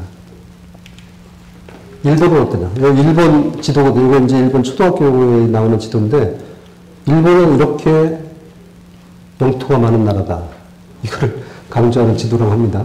어쨌든 일본의 제1의 주적이 어딘지 아세요? 러시아예요, 러시아. 러시아인데 그 러시아하고 영토 분쟁도 있고 여러 가지가 있지만 일본은 아까도 말씀드렸다시피 강자와 항상 동맹을 맺는 그런 전략을 써왔어요. 그런데 일본이 볼 때 한반도는 자기들 심장을 노리는 비수다. 라는 생각들을 항상 하고 있어요. 그래서 이 또 히로부이건 그전이건 한국을 잘 다루는 사람이 일본에서는 성공한다라는 겁니다. 그래서 지금도 뭐 그 생각이 변함이 없고 러시아는 좀 다르긴 한데 러시아도 항상 이 교두보를 노리고 있기 때문에 한반도를 영향권 내에 둬야 돼. 그렇지만 이제 러시아는 극동 개발이라는 문제에서 한국의 협조를 얻어야 되는 그런 필요성이 있기 때문에 우리한테 좀 잘 해줘야 되는 그런 상황이라고 볼 수 있습니다. 우리가 그때 EU 같은 경우는 세력균형 차원에서 우리가 반드시 우리 편으로 만들어야 되는 그런 관계고 유엔도 역시 어떤 급변 사태라든지 이런 거 났을 때 국제법적으로 우리를 좀 지지할 수 있는 그런 파트너다라고 볼 수 있습니다. 좀 시간이 많이 갔는데 하여튼 짧게 빨리 해보겠습니다. 북한이 지금 어떻게 하고 있느냐. 23년도 말 당 전원회의에서 그리고 24년도 1월달 최고인민회의에서 남북관계를 규정을 새로 했어요. 적대적 두 개 국가로 규정했어요. 그러니까 이거는 노선을 바꾼 겁니다. 예전에는 뭐 평화 통일 노선 뭐 이런 거였는데 이제는 완전한 전쟁 중인 교전국 관계로 새로 노선을 바꿨어요. 그러면서 통일, 화해, 민족 이거 말도 쓰지 말아라 이렇게 하고 지금 모든 걸 정리하고 있습니다. 그래서 뭐 상징도 다 폐기하고 국가에 나온 자기네 애국가라는 데 나오는 삼천리 뭐 저 이런 얘기를 삼천리가 들어갔다고 해서 그걸 빼버렸어요. 그냥 내놔라 이런 식으로 빼버리고 이 상징 다 폐기하고 조직도 다 없애버렸어요. 조직 없애고 대남 관련되는 거는 외교부 외무성에다가 다 집어넣었어요. 국가가 이런 얘기를 하고 있는 거고요. 동독 같은 경우도 비슷했습니다. 예전에. 70년대 초반에 동독도 수세적으로 소득한테 먹힐 것 같으니까 노동자 농민의 사회주의국가에서 민족 개념을 없애버렸어요. 없애고 여기도 애국가에 독일 하나의 조국 이런 이제 가사가 있는데 이 가사 때문에 통일될 때까지 독일은 국가를 제창하지 못했대요. 그냥 음만 나오고 사람들이 그냥 이렇게 들었다는 겁니다. 저기 북한 같은 걸 싹 바꿨을 텐데 동독은 바꾸지는 않고 그렇게 해서 음만 나왔답니다. 어쨌든 이렇게 해서 한 10여 년 정도 지났을 때 동독의 국가안전부가 여론조사를 했는데 62% 넘게 단일민족 아니다 라는 어떻게 보면은 동독 정부에서 조사를 하니까 이렇게 좀 호응하는 측면이 많았겠지만 어쨌든 민족을 부정하는 그런 효과가 나타났다라고 볼 수 있습니다. 또 한 가지는 무력 통일을 하겠다는 거예요. 북한이 우리한테. 그래서 이것도 무력 통일의 어떤 상징으로서 여러 가지 수중 핵무기 체계. 최근에는 뭐 하려고 그러죠? 전략 핵 잠수함까지 만들려고 하고 있죠. 뭐 그런 식으로 군사 도발을 강화하고 있고 이걸 볼 때는 제가 볼 때는 자기들이 내부가 불안해요. 사실은. 왜 불안하냐면 김정은의 최대 적이 누구냐? 그건 청년들이에요. 청년들은 노동당으로부터 도움도 안 받았고 그렇다고 해서 어디 국가로부터 받은 게 별로 없어. 그냥 그러다 보니까 이 사람들이 이 청년들이 남쪽을 쳐다보고 있다. 이거 용납할 수 없는 거예요. 그럼 자기 권력이 위협받을 수 있으니까 그 결국은 남한과의 관계를 끊지 않으면 자기 권력이 위태롭다라는 생각 때문에 지금 이렇게 나가고 있는 거다라고 보여집니다. 보여지고 지금 통일전선 전술 자체가 실패했다고 판단을 하고 남은 거는 이제 무력통일밖에 없는 거죠. 김정일 시대는 그랬어요. 예전에 김정일 시대 때는 그때는 이제 사회주권이 변하는 상황이고 소련이 몰락하고 하다 보니까 자기네 체제를 보호를 해야 되잖아요. 보호하기 위해서는 남한을 이용할 필요가 있어요. 그래서 남한으로부터 어떤 대북 포용 정책을 이용을 해서 자금을 계속 끌어들인다든지 해서 어떤 경제적인 실리를 확보하는 이런 전술로서 남북관계를 이용을 했는데 그 김정은 때는 좀 달라졌어요. 김정은은 초기부터 조금 형편이 그때보다 낮았다고 볼 수 있죠. 그런 상태에서 출발을 했기 때문에 김정은은 그 돈 때문에 남쪽과 상대한다 이건 없어요.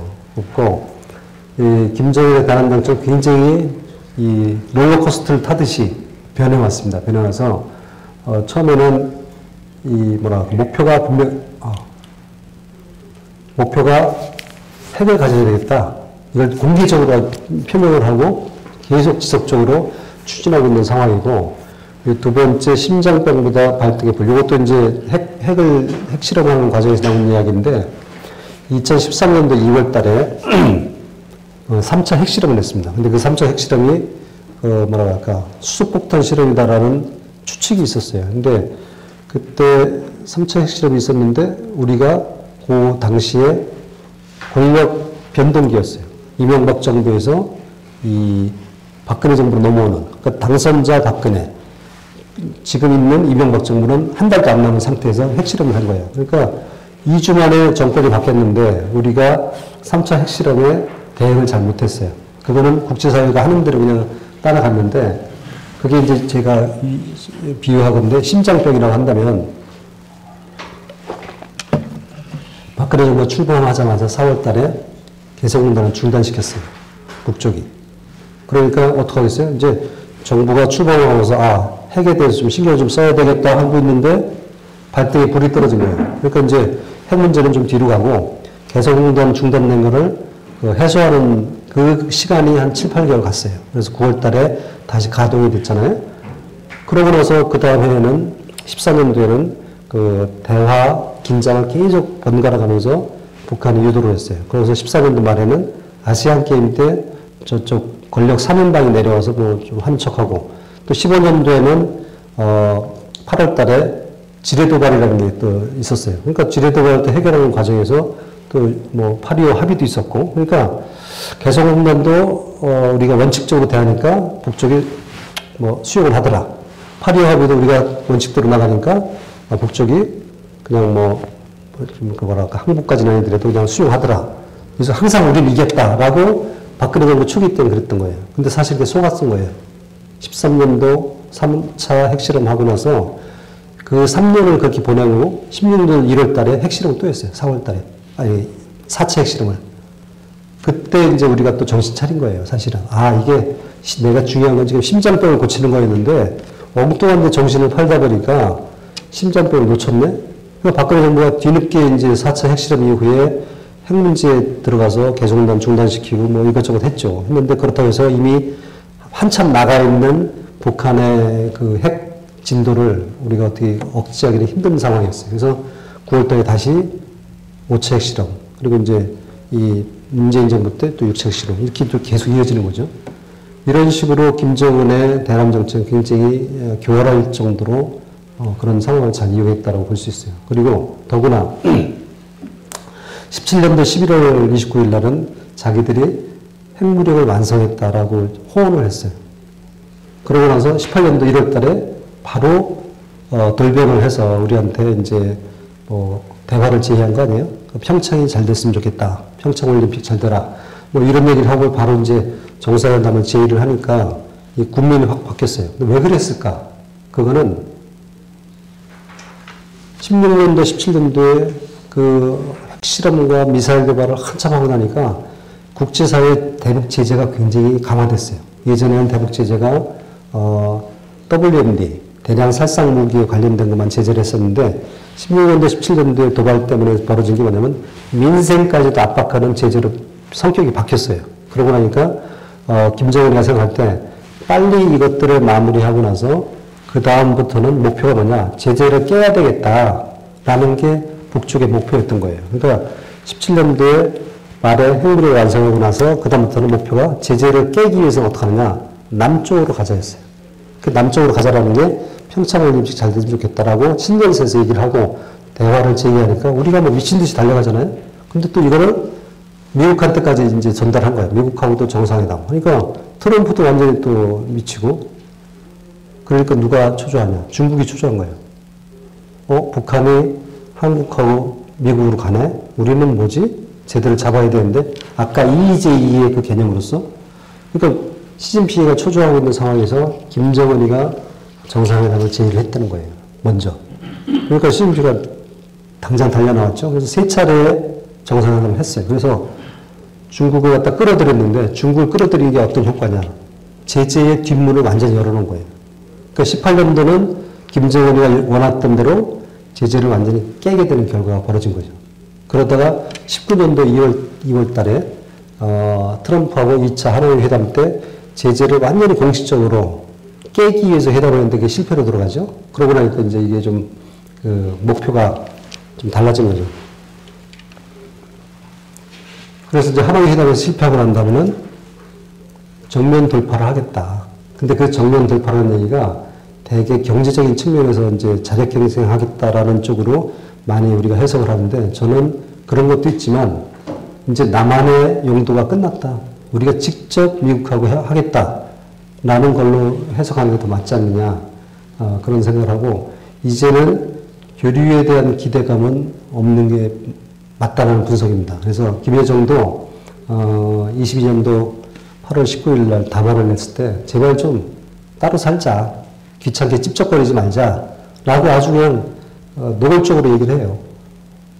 그래서 남한하고 괜히 교류를 해봤자 자기들 청년들의 사상만 해이해지고, 이게 그러니까 이제 남한하고 교류해봐야 손해인 거예요, 자기들은. 그렇다고 해서 남한으로부터 들어오는 돈이 북한을 살릴 만큼 뭐 엄청나게 들어오는 돈도 없고, 별로 손해만 본다 이거죠. 그런 생각들 하니까 지금은 이제 러시아로 달려간 겁니다. 대한민국은, 우리는 뭐 좀 약하죠. 대북 정책이 좀 약한 측면이 있는데, 예전에는 그 냉전기 때는 우리가 국력이 열세이다 보니까 우리가 체제 고정을 위해서, 선건성 후통일, 이런 정책으로 나갔던 거고, 그게 이제 해체될 때는 조금 노태우 정부 때부터는 좀 달라지기 시작했어요. 노태우 정부 때 사실은 남북 관계에 굉장한 어떤 진전이 있었는데, 뭐랄까, 그 기본 합의서도 맺고, 7.7 선언하는 게 저는 참 그게 말이 좋더라고요. 뭐냐면, 민족 자존, 그리고 통일, 번영을 위한 대통령 선언. 이 제목이 그거예요. 근데, 민족 자존, 통일, 번영. 이게 사실 뭐 우리가 나가야 될 때 다 들어가 있는 거 아니에요? 그 좋은 말을 다 여기서 써버렸어요. 그러고 나서 북한하고 합의서 맺고, 비핵화 공동선언하고, 유엔도 가입하고. 그 노태우 정부 때 발자취가 컸어요. 사실 우리가 되게 이제 좀 간과하고 넘어갔는데, 그것이 이어져서, 정상회담으로 이어지고, 화해 조치가 이제 한 10년 정도 해봤던 거죠. 해봤는데, 결국은 뭐냐, 북핵에 못 당했다라는 거예요. 북한 핵 문제가 나오면서 모든 것은 다 끝난 것이고, 사실은 문재인 정부 19년도, 19년도 말부터는 남북관계가 거의 단절된 상태였어요. 그러니까 그 전보다도 오히려 더 여러 가지 교류가 다 안 돼 있었고, 그런 상태로 돌입했던 건 다 핵 문제 때문이다. 라고 볼 수가 있습니다.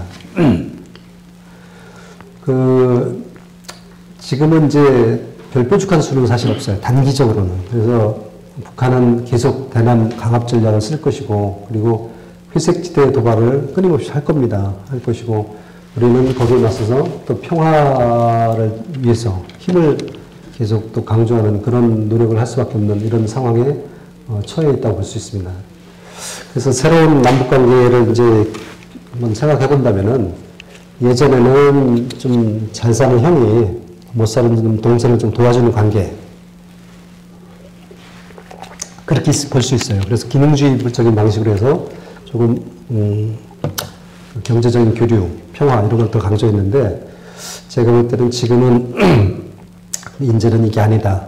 왜냐면 핵이 또 보유가 되고 강화가 되고 있기 때문에 예전에 아테네와 스파르타의 관계로 변화된 거다. 누가 이길지 모르는 새로운 체제 대결 시대로 남북관계가 변화됐다라고 보는 게 더 맞지 않느냐라는 생각입니다. 그래서 대결한다니까 뭐 주먹 들고 싸우자 이런 얘기가 아니라, 이제는 정말 어떻게 하면 건전하게 북한과 경쟁해 나가느냐, 이게 우리의 지금 현 위치가 아니냐 이런 생각을 합니다. 그 남북 대화에 대해서 많이 얘기들을 하세요. 근데 대화가 무조건 다 좋으냐? 꼭 그렇지는 않아요. 대화에서 싸울 수도 있잖아요, 그죠? 그 대화를 어떤 얘기를 하느냐, 이것도 중요해요. 근데 과거의 대화를 쭉 보면은 서로 공감을 하지 않으면서 문구상으로만 합의를 해요. 합의하고 나니까 공감 없는 문구를 가지고 나중에 서로 네가 어겼네, 내가 어겼네. 나는 70% 이행했네, 너는 30%도 이행 안 했어. 뭐 이런 식의 얘기들이 또 불신을 또 조장하게 되는 이런 얘기가 있었어요. 근데 사실은 우리가 되돌아볼 때, 키신저가 비밀리에 70년대에 갔을 때, 중국 갔을 때 얘기는 모택동, 주울레와 침실에서도 이야기할 정도로 깊이 있는 얘기를 해요. 근데 합의문은 굉장히 허술해요. 그냥 현 국제정세하에서 쌍방이 뭐 이렇게 협조하기로 한다 이거거든요. 현 국제정세가 뭐냐? 소련을 공동의 적으로 삼는다 이거예요. 속에 있는 말은. 그리고 쌍방이 협조하기로 한다. 이거는 어디까지 인식이 같이 갔냐면 준동맹까지 간 거예요. 그럼 표현을 그 정도 했다 뿐이지, 이야기는 엄청나게 많은 이야기들을 해서 공감대를 형성한 상태에서 합의문은 대충 그렇게 쓴 거예요. 근데 우리는 합의문을 엄청 잘 써. 잘 쓰고 정말 꼼꼼하게 잘 썼는데 그거에 대한 생각이 너무나 달라요. 다르기 때문에 이행이 안 되는 거예요. 그러니까 이런 식의 대화를 앞으로도 계속 해야 되느냐, 이런 이제 문제가 있는 거고, 대화를 계속 해라라고 계속 주장을 하는데 그럼 무슨 대화를 할 거냐 라는 문제를 한번 생각해 볼 필요가 있다. 그러니까 대화만이 과연 능사냐, 아니면 대화를 위해서 여러 가지 그 조건을 갖다 만드는 게 중요하냐, 이런 생각들이 필요합니다. 그래서 뭐 일본하고도 하려고 하고 지금 미국하고도 하려고 하는데 왜 한국은 안 하느냐 이런 얘기를 하는데 다 그게 좀 더 깊이 있게 생각해 볼 필요가 있다라는 생각합니다. 이 마지막 부분인데 우리가 지금 아까 이제 새로운 대결 시대가 됐는데 우리는 뭐 해야 되냐 그거예요. 우리한테 과연 국가 목표가 있냐? 아까 말씀드렸죠? 중국은 뭐가 있다고 했죠? 중국 뭐, 그죠? 미국은 뭐가 있어요? 지금은 트럼프가 미국 우선주의, 이거잖아요? 일본 있을 것 같아요? 없을 것 같아요? 한 번도 내세운 적 없어요. 그죠? 근데 일본은 야찌라는 사람, 야찌 정보국장이라는 사람이 있는데 그 사람은 아베의 그 측근이었어요. 아주. 근데 그 사람이 쓴 연설이 있거든요. 연설은 한 14페이지 정도인데 그 중간에 제가 그 번역본을 보다 보니까 국가 목표에 대해서 나와요. 야찌가 뭐라고 했냐. 야찌의 생각은 아마 아베의 생각이었을 거예요. 그리고 그 아베의 생각은 그 일본 내 정가의 한 주류의 생각이라고 저는 봅니다. 근데 뭐라고 했냐. 일본의 위상에 대해서 얘기들을 한다. 일본은 작지만 아름다운 나라가 된다. 이런 표현, 그러니까 또 아마 함의가 있을 겁니다. 근데 그런 식의 주장하는 사람이 있다. 야치 자기는 그렇게 생각한다. 일본은 메이저 국가가 돼야 된다. 세계 사는 메이저 국가들의 게임이다, 일종의. 일본은 메이저 국가가 돼야 된다. 이게 목표예요. 쉽게 얘기해서 강국이 되겠다는 거죠. 일본도 있어. 대한민국 있나요? 그전에는 있었어요. 산업화 시대에는 잘 살아보세요. 그죠? 있었죠? 민주화 시대 이후에 없는 것 같아요. 모든 대통령들이 짧게 지나갔으니까 그럴 수도 있는데 어쨌든 국민적인 공감대를 얻을 만한 국가 목표가 없었다고 봐요. 저는 1990년대 초반에 그런 의문이 있었어요. 뭐냐면 그때 21세기 위원회가 나고 막 그랬거든요. 근데 90년대 10년 동안에 대한 얘기는 없어요. 21세기, 2000년대 이후에는 우리가 정보화 시대이기 때문에 어쩌고저쩌고 이 얘기만 했지 90년대를 어떻게 준비해서 정보화 시대로 가자 이런 얘기는 또 안 나왔었어요. 근데 그때부터 저는 약간 이상하게 생각했어요. 근데 어쨌든 지금도 우리 국가 목표는 뭐냐. 지난 정부라지. 윤석열 정부의 글로벌 중견국 이런 얘기가 있어요. 근데 나는 그게 무슨 소리인지 잘 모르겠어요. 어쨌든 우리가 목표가 있느냐. 목표를 정해야 돼. 그 정치인 한 명이 정한다고 되느냐? 그것도 아니잖아요. 국민들 공감대를 다 얻을 수 있는 목표가 있어야 돼. 저는 해양 강국이 목표여야 된다라고 주장합니다. 그러니까 누구는 어떤 지도자는 우리나라 지도를 거꾸로 뒤집어 놓고서 세계를 표시하라는 이건 또 있어요. 있는데 어쨌든 우리가 대륙하고 붙어 있을 때는 피해를 많이 받는데 해양 쪽으로 안 나가면 안 될 수밖에 없는 상황이 된 거라고 봅니다. 그래서 우리 목표를 그런 식으로 잡아야 되고, 좀 중장기적으로는 GDP를 최소한 몇 조 달러 이 정도로 한번 좀 잡아줘야 되고, 그런 상태가 되지 않았냐, 이런 건데, 북한은 뭐냐? 우리는 그런 목표를 잡았다 치면은 북한은 뭐냐? 우리한테 또 어떤 존재냐? 좀 되게 어려운 문제죠? 저는 그렇게 생각합니다. 북한은 최소한 방해는 되지 말아야 된다. 한국에. 통일되기 전까지. 통일이 목표지만 통일되기 전까지 방해는 되지 말아야 되고 더 협조 관계가 되면 더 좋겠다. 이 정도인데 그 정도 존재예요. 북한은. 현재로서는. 그래서 통일이 빨리 필요한 겁니다. 통일이 뭐냐? 여러분들은 지금 젊은 분들은 통일을 굳이 할 필요가 뭐 있냐 이렇게 생각하는데 아까도 말씀드렸다시피 약속의 위치를 좀 벗어나는 게 통일이 되는 거예요. 저는 그렇게 봐요. 최소한 통일이 되면은 중국이나 미국이 우리를 한 번씩 쳐다볼 거예요. 야, 쟤들이 이쪽으로 가려고 하나? 저쪽으로 가려고 하나? 지금은 그들이 땡기는 대로 우리가 이렇게 끌려다니는 입장이지만 통일이 되고 나면 베트남처럼 쟤들이 어디로 가려고 하지? 우리를 한 번씩 더 눈치 보게 되는 그런 상황이 될 수밖에 없다. 왜 그러냐? 우리가 옛날에 조선처럼 힘이 없지 않기 때문에. 그렇고, 통일이 된다는 것은 또 저는 경제가 부흥이 될 수 있는 단적인 소지가 된다고 해요. 대개 이 대목에서 통일 비용을 많이 말씀들 하시거든요. 근데 통일 비용을 잠깐 말씀드리고 넘어가면 통일비용의 개념을 어떻게 잡느냐가 되게 중요해요. 통일비용이 뭡니까? 우리가 생각할 때 통일비용은 어떤 생각을 하냐면, 우리처럼 사는 거를 통일비용으로 생각해요. 우리처럼 북한 사람들도 사는 거. 그거는 100년 가도 못해요. 그런 식으로 생각하면. 근데 통일비용을 최소한 북한 2,500만 명이 한 명도 굶어 죽지 않는 게 통일비용이다. 이렇게 개념 규정하잖아요. 1조 원이면 돼요. 하루에 북한 사람들이 먹어치는 식량량이 1만 톤이에요. 그럼 365만 톤만 했으면 북한 주민들이 아무도 굶어 죽지 않아요. 근데 지금 왜 저런 사태가 나타나냐? 가끔씩 아사아사 소리가 나잖아요? 북한의 생산량이 365만 톤보다 넘어요. 넘는데 유통 과정에 문제가 있는 거예요, 저게. 그래서 우리가 최소한 1조만 투입하면은 아무도 굶어 죽지 않게 다 유통시켜서 북한을 끌고 갈 수 있어. 그러니까 당장 내일 통일되더라도 북한 사람 아무도 굶어 죽지 않을 수 있어. 그런데 북한 사람들이 우리처럼 똑같이 옷 입고 똑같이 생활하고 똑같이 돈 벌고 뭐 한 달에 100만 원, 200만 원씩 이거는 시간이 많이 걸려요. 그렇게 생각하면 통일 못해요. 그러니까 우리 능력과 하는 건데 최소한 굶어 죽이지는 않을 수 있다. 이러면 당장 할 수 있는 거예요. 그러니까 두려워하지 말라 라는 얘기가 제가 드리는 겁니다.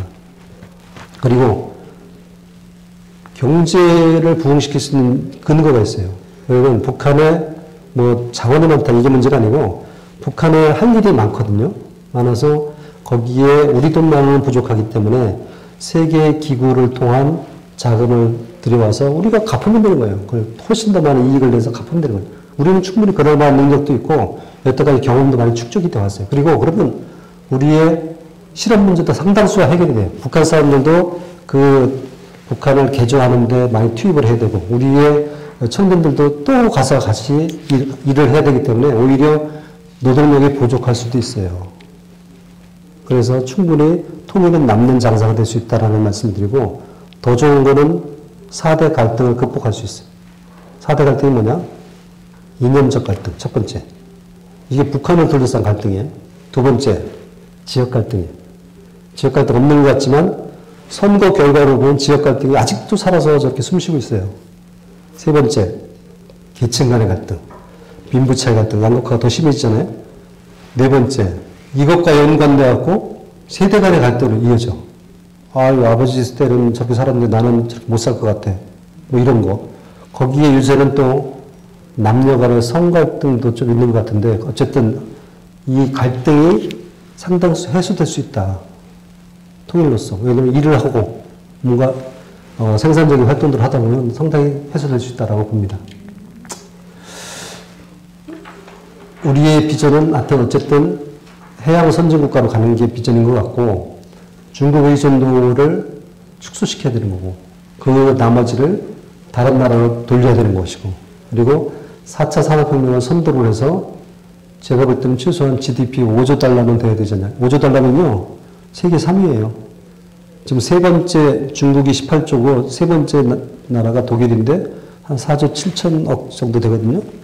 그렇고 야 저것이 5조 달러를 어떻게 하느냐. 인구도 줄어들어가고 뭐 첨단 기술도 없는데 이제 이렇게 나올 수 있어요. 근데 그거를 첨단 기술 이 기존 산업 부문 다 나눠가지고 유통까지도 해서 다시 짜야 된다고 저는 생각합니다. 어쨌든 우리 정신도 다시 한번 정립할 필요가 있어요. 이 노블레스 오블리주가 너무 없잖아요. 지금 우리나라의 지도층들이 자기들만 살겠다고 하다 보니까 저렇게 이제 정치도 양극화가 될 수밖에 없는 건데 한니발 전쟁 때 로마의 생각을 좀 말씀드릴게요. 한니발이 쳐들어서 칸나의 전투 때 8만 명이 이틀 만에 죽었거든요. 근데 그때 칸나의 전투를 전후해서 로마의 집정관이 2명인데 이 한니발이 쳐들어왔을 때 2명의 집정관이 사망했어요. 직접 최고 지도자가 나가 싸우다 죽었어요. 그리고 어떤 지도자는 나가 싸워서 칸나의 전투 때 완전히 꼬리를 빼고 혼자만 도망왔어요. 그럼 우리나라 같으면 아마 그 사람을 욕하고 질책했을 텐데 로마 사람들은 그러지 않았대요. 그래서 살아 돌아와서 고맙다. 다 또 힘을 합쳐 또 싸우자. 이렇게 결국은 몰아냈죠. 그 정도로 지도층이 솔선수범해서 희생을 하는 모습을 보여줘야지만 나라가 제대로 간다. 그런 얘기를 말씀드리는 거고, 또 하나 요거 이 문제에 대한 포용 집단 개선, 요거는 제국을 이룬 나라들의 특성이에요. 모든 로마부터 네덜란드, 러시아까지 제국을 형성할 때는 저런 집단 결속력과 이민족에 대한 포용이 있었기 때문에 커져나가는 거거든요. 근데 저게 이제 줄어들면서 나라가 망하게 되는 그런 겁니다. 그리고 더 중요한 거는 지정학적인 안목이 필요하다. 우리의 위치가 약소국이고 우리의 주변의 이 움직임들이 저렇다는 걸 갖다가 항시 깨어 있어야지만 우리가 살 수 있다. 명은 왜 쇠퇴하고 네덜란드는 왜 수십 년 동안 제국이 될 수 있었느냐. 조그만 나라가. 저는 우리 네덜란드가 우리의 어떤 롤 모델이 되어야 된다고 저는 생각합니다. 그렇고 대노의 국가 시스템을 완전히 지금 새로 정비를 해서 통일은 새로운 나라가 돼야 돼요. 남한의 체제가 그대로 북한으로 이어진다? 그 남한의 문제가 그대로 북한으로 이어지는 거와 똑같잖아요? 완전히 새로운 나라가 되지 않으면 안 될 것이다 라는 말씀을 드리고, 북한은 어떻게 되냐? 지금 당장은 우리가 할 게 없어요. 북한은 어떻게 할 수가 없어요. 그렇기 때문에 관여, 우리는 계속 북한을 열린 마음으로 대하겠다라는 관여의 기조를 유지를 해야 돼요. 그리고 항시 우리는 대화를 할 수 있다. 그렇죠. 원칙은 있다라는 원칙을 계속 표명을 해줘야 돼. 그래서 따라오려면 따라오고, 아니면 말고, 이런 식으로 얘기를 해줘야 되고, 북핵 문제 해결을 위해서 끊임없이 우리는 노력할 수밖에 없다라는 말씀을 드립니다. 이 핵자원 같은 거는 다른 기회에서 또 말씀을 좀 드릴게요. 우리 내부에서는 또 해야 될 게 두 가지예요. 머리로 하는 통일과 이 가슴으로 하는 통일. 두 가지인데, 이 머리로 하는 통일은 뭐냐? 통일 준비입니다, 그게. 그래서 통일이 된다면은 화폐를 어떻게 하고, 화폐 가치를 어떻게 배분을 하고, 뭐 그런 것들. 그리고 요거는 일본 도쿄도에 가면은 그게 있대요. 지하실에, 도서관에 평양에 하수도 지도가 있다는 거예요. 일본 사람 다 와요. 왜냐면 걔들이 일제시대 때 갖고 있던 것들을 계속 업데이트 시키고 있는 거예요. 그래서 자기들한테 한 달만 시간을 주면 한반도를 통치할 수 있다. 이렇게 얘기해요. 지금도. 근데 우리는 과연 북한에 대해서 그렇게 상세하게 모든 부분에 준비가 되어 있느냐? 죄송하지만 삼천 의문입니다. 제가 거기서 꾸준하게 많은 일을 했지만 거기까지는 좀 쉽잖아요. 쉽지 않은데 어쨌든 이런 노력들을 또 못하게 하는 또 사회 분위기가 또 있어. 왜냐면 통일 준비하면은 흡수통일하면 전쟁이다. 이래서 못하게, 통일 준비를 못하게, 통일부가 통일 준비를 못하게 정치권에서 막아요. 이런 게 희한한 나라예요, 정말 제가 볼 때는. 그러다가 내일 통일되면 어떡하려고 그러죠? 통일 못하는 거죠. 그래서 통일 준비, 머리로 하는 준비를 해야 되겠다라고. 또 하나는 마음으로 하는 준비를 해야 되겠다. 마음은 의지가 있어야 돼요. 우리는 통일을 해야 됩니다. 통일을 해야 되겠다. 근데 지금 북한에서 얘기하듯이 통일자 빼버리고 민족대 빼버리고 빼잖아요. 어떤 결과가 오느냐? 두 개 국가다. 어떤 결과냐? 북한 지역을 중국이 점령하더라도 우리가 할 말이 없어요. 통일이라는 말을 빼버리면. 그래서 우리는 계속 북한 지역을 우리가 통일해야 된다. 이렇게 주장을 하고 해외에 계속 메시지를 발신해야지만 통일이 되는 것이지, 통일 얘기하면 싸움만 나고 평화가 깨지니까 통일 얘기하지 말자. 국가 대 국가처럼 하자. 하면은 국가 대 국가? 좋아. 그럼 북한 지역에서 무슨 변란이 났을 때 제3의 국가가 거기를 점령하더라도 우리가 할 말이 없어. 그래서 뭐 드러내놓고 막 통일합시다라고 할까지를 할 필요는 없지만 우리의 통일 의지를 계속 발신을 해줘야지만 통일이 된다라는 생각을 강조드립니다. 국제적으로도 마찬가지예요. 나가면 항상 받는 질문이 아까도 있었지만 그런 거예요. 당신들은 통일할 생각이 있냐? 당신들은 통일할 능력이 있냐? 두 가지예요. 그거에 대한 답을 줘야 돼요. 답을 줘야 되고 우리가 통일을 충분히 감당할 수 있어. 우리는 이런 계획이 있다. 머리를 이런 거 다 준비해놨다. 통일 의지 충분히 얘기를 해줘야 돼요. 그리고 주변국하고도 우리가 같이 잘 나갈 수 있다라는 얘기도 강조해줘야 되고 좀 결기가 좀 있어야지만 뭐 통일도 되고 주변에서 존경도 받는 것이지 결기도 없이 비리비리한데 누가 뭐 도와주겠습니까? 마무리 말씀을 좀 드릴게요. 그래서 우리는 사고를 아까도 말씀드렸지만 약소국이에요. 약소국이기 때문에 약소국이 살아갈 길은 뭐냐? 강대국처럼 생각하는 거예요. 강대국처럼 생각해서 이 관점에서 쟤들이 어떻게 포석을 하겠구나 하는 것, 우리가 그런 거에 신경을 많이 써야 돼. 그래야지만 우리의 해법이 나온다. 그 패권국가처럼 우리가 생각을 하자라는 거고, 개개인도 좀 통일 비용이니 뭐 이런 거 저런 거 생각해서 좀 피하는 마음, 이런 것들을 좀 극복해야 된다라는 얘기고, 그 통일과 관련돼서 어떤 준비하는 거에 대한 어떤 합의, 국민적 합의, 이런 것들이 좀 있어야 되겠다라는 말씀을 좀 드립니다. 그래서 결국은 국제사회에서 어떤 우군들이 있어야지만 통일이 되는 것이지, 우리만 뭐 하겠다라고 해서 되는 것도 아니니까, 그런 부분에 신경 써야 되겠다. 마지막 마무리는 비스마르크 말로 다 끝내겠습니다. 신이 역사 속을 지나갈 때 옷자락을 놓치지 않고 잡아채는 게 정치가의 임무다. 이것을 실천하는 사람이 콜 총리예요. 콜 총리가 아니었으면 아마 독일 통일이 되기 쉽지 않았을 겁니다. 근데 처음부터 사실은 콜 총리가 통일을 하겠다라고 한 건 아닙니다. 물론. 자기도 상황이 흘러가는데 잡아챈 거예요, 사실. 그래서 독일도 참 운이 참 좋다고 생각하는 게 국민들의 피로도가 올라가고 있었어요. 이 통합에 대한 어떤 국민적인 어떤 피로도가 올라가고 돈도 많이 들어가고 하니까 피로도가 올라간 상황이고, 그 다음에 이제 바깥에서는 고르바초프라고 통일을 지지하던 세력, 외세, 고르바초프가 실각하게 되는 위기에 자꾸 빠져들어가기 바로 직전에 통일이 된 겁니다. 그게 만약 타이밍을 놓쳤다. 고르바초프가 실각을 했다. 그리고 국민들의 피로도가 더 심해졌다. 이러면 독일도 통일을 못했을 거예요. 근데 그 하기 전에 잡아채는 그 능력과 어떤 안목이 있었기 때문에 독일이 통일될 수 있었다라고 보고, 독일이 통일될 때도 끊임없이 반대한 세력들도 있었어요. 그러니까 어쨌든 그런 것들을 다 극복할 수 있는 유능한 지도자가 있어야 되겠다라는 생각을 합니다. 자, 이것으로 제 말씀을 마치겠습니다. 고맙습니다. 혹시 질문 있으시면? 네. 네. 귀한 또 강의 너무 감사드리고요.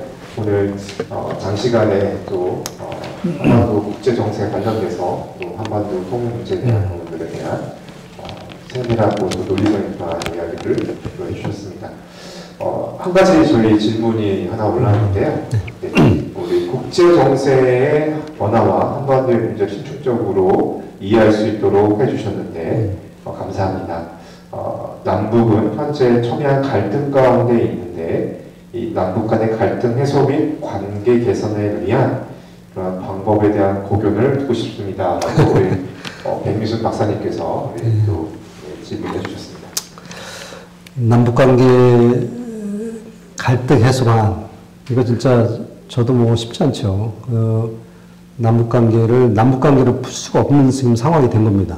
북한은 남한하고 대화를 하지 않겠다, 그리고 교류를 하지 않겠다라고 자르고 있는 상황이기 때문에 굳이 상대가 그렇게 하고 있는데 우리가 계속 그렇게 건드려봐야 더 덧나기만 할 겁니다. 그래서 저 생각에는 당분간은 남북 간 직접적인 대화와 접촉보다는 제3자를 활용하는 게 더 필요하지 않나. 그래서 이산가족 문제든 교류협력 문제든 저는 지금까지는 정부가 주도적으로 해서 다 끌고 갔잖아요. 근데 지금부터는 좀 민간이 주도를 하고 정부가 지원하는 방식으로 가는 게 낫겠다. 그래서 기존에 안 써봤던 방식인데 해외를 통한 접근. 근데 사실 그거는 굉장히 위험해요. 왜냐면 신변안전이라는 문제가 있기 때문에 되게 위험한데, 어쨌든 지금같이 막혀있는 상황보다는 해외 루트를 통해서 그게 다 할 수 있다면은 그런 걸 좀 활용해보는 방식으로 어떤 이산가족 부분이나 교류협력 부분은 그렇게 접근하는 게 좀 맞다고 보는데, 당국 간의 직접적인 대화와 접촉은 저는 당분간은 불가능할 겁니다. 그래서 그런 부분은 국제사회를 위요한, 또 돌아가는 그런 방식의 방법이 필요한데, 결국은 우리가 이제 중국이나 러시아나 미국이나 이런 주변국들의 접촉, 주변국들의 어떤 북한과의 관계를 우리가 활용하는 수밖에 없다고 저는 봅니다. 근데 그것이 반드시 외교는 아니어도 돼요. 외교는 아니어도 되고, 북한 당국이 다른 나라와 접촉하는 그런 뭐랄까 비공식적인 관계를 우리가 좀 활용해서 그 대화를 좀 이어갈 수는 있지 않을까라는 생각을 해봅니다. 이상입니다. 네, 감사합니다. 답변 감사하죠. 여기 현장에서 혹시 질문 있으시면 네, 한 가지만 꼭 가능하시면 지금 시간이 많이 없어서 네, 있으시면 혹시 말씀 주실 분이 있으실까요? 교수님들 혹시 없으시면 네, 여기까지 하고요. 네. 장시간 우리 서울통일교육센터와 남북사회통합연구원이 같이 주최하고 또 국립통일교육원이 후원하는 서울시민 통일강좌에 또 많은 참여, 또 온라인 관련 현장에 계신 분들 감사드립니다. 다음 주도 세 번째 강의 진행되니까 다음 주 목요일 또 7시에 여러분을 뵙도록 하겠습니다. 편안한 밤 되시고요. 또 다음 주에 또 찾아뵙겠습니다. 감사합니다. 네, 고맙습니다. 고맙습니다.